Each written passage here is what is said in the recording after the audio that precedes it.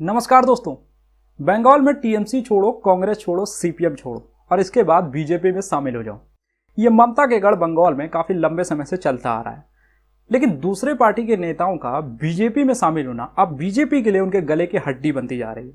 अब ऐसा मैं इसलिए कह रहा हूं क्योंकि कुछ बात ही ऐसी हुई है।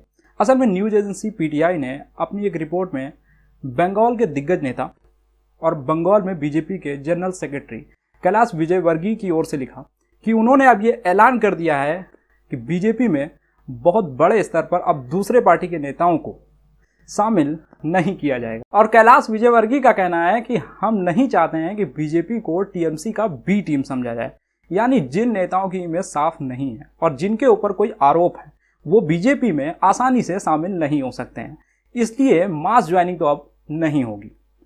और दूसरी बात कि बीजेपी में अब उन्हीं नेताओं को शामिल किया जाएगा जिनकी इमेज साफ है, और इसके लिए पहले जांच होगी और इसके बाद जब सब कुछ सही पाया गया यानी नो ऑब्जेक्शन सर्टिफिकेट जब मिल जाएगा तभी वो बीजेपी में शामिल हो सकता है। बीजेपी इतना बड़ा बदलाव करे और टीएमसी की ओर से कुछ कहा ना जाए, भला ऐसे कैसे हो सकता है। टीएमसी के नेता सौगत राय ने कहा कि बीजेपी के पास ना कोई नेता है ना कोई चेहरा है। बात तो उन्होंने सही कही, क्योंकि बीजेपी ने अभी तक सीएम का चेहरा पब्लिक नहीं किया है। हालांकि मास ज्वाइनिंग पर रोक लगाना एक बहुत बड़ा डेवलपमेंट है बीजेपी के अंदर, क्योंकि अभी कुछ ही दिन पहले 30 जनवरी को 5 बड़े चेहरे ने दिल्ली आकर अमित शाह की मौजूदगी में बीजेपी ज्वाइन करी है। लेकिन जो बीजेपी अभी तक सबका खुले दिल से स्वागत कर रही थी, अचानक ऐसा क्या हुआ 2021 के विधानसभा चुनाव के कुछ महीने पहले कि बीजेपी ने इतना बड़ा फैसला ले लिया? इसके पीछे 2 कारण है। पहला, बात सामने आ रही है कि बीजेपी में इतने सालों से जिन्होंने खून पसीना लगाया है वो नए शामिल होने वालों से खुश नहीं है, क्योंकि अचानक नए शामिल होने वालों की वजह से उनकी जो सालों की मेहनत है उसको दरकिनार किया जा रहा है। और शिकायत ये भी है कि जिनके खिलाफ वो सालों से लड़ते आ रहे थे अब वो बीजेपी में शामिल होकर बीजेपी में राज्य स्तर पर उनके फेवरेट बन गए, जबकि जिला स्तर पर उनको शामिल करने की सहमति ही नहीं बन पा रही थी। और दूसरा कारण यह है कि बीजेपी के पुराने खिलाड़ियों का कहना यह है कि टीएमसी के लीडर्स जिनके खिलाफ क्रिमिनल चार्जेस हैं और जो घोटालों के आरोप झेल रहे हैं उनको बीजेपी में शामिल करने की वजह से वोटर्स बीजेपी को रिजेक्ट कर सकते हैं। और तो और ऐसे आपराधिक छवि वाले लोगों के साथ काम करना भी मुश्किल है। बीजेपी बंगाल में नई है और पिछले कुछ ही सालों में यहाँ पर बीजेपी ने पकड़ बनानी शुरू करी है।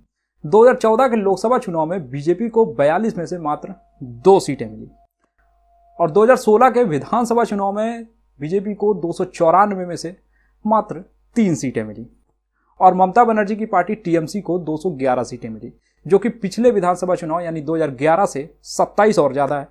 तो ममता बनर्जी का जादू बंगाल में चल रहा है और बीजेपी जीतने के लिए हाथ पैर मार रही है। लेकिन 2019 के लोकसभा चुनाव में बीजेपी ने सफलता के झंडे गाड़ दिए। बीजेपी ने अपनी 2 सीटों को बढ़ा के 18 सीटें कर ली और ममता बनर्जी की पार्टी टीएमसी की सीटें 34 से गिर के 22 पे आ गई।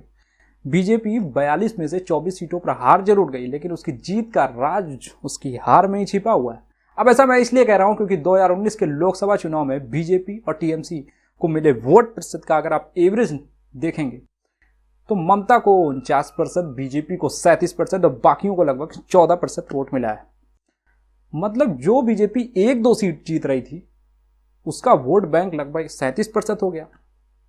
यानी ममता बनर्जी एक तरफा नहीं जीत रही थी और बीजेपी ने उनके वोट बैंक में सेंध लगा दी है। बीजेपी 2019 के लोकसभा चुनाव वाली परफॉर्मेंस 2021 के विधानसभा चुनाव में और बेहतर करने में कोई कसर नहीं छोड़ना चाहती है। इसके लिए उसने दूसरे पार्टी के दागी नेताओं का बीजेपी में शामिल होने के ख्वाब देखने के लिए उनकी ज्वाइनिंग पर बैरिकेड लगा के कमर कस ली है। ये वीडियो अगर आप यूट्यूब पे देख रहे हैं तो चैनल को सब्सक्राइब कीजिए, फेसबुक या इंस्टाग्राम पर देख रहे हैं तो पेज को फॉलो कीजिए।